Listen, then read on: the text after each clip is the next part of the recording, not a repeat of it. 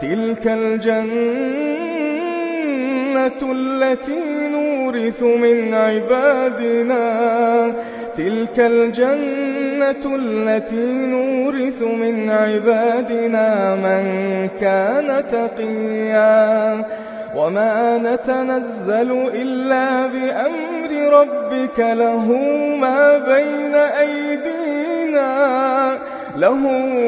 بين أيدينا وما خلفنا وما بين ذلك وما كان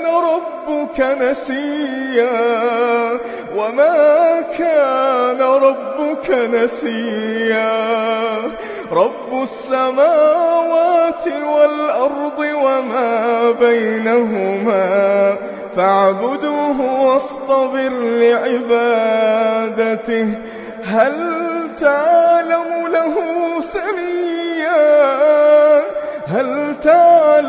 له سميا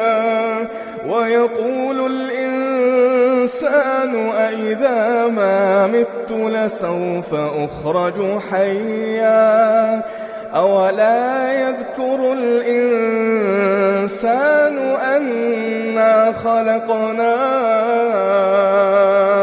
أنا خلقناه من قبل ولم يك شيئا.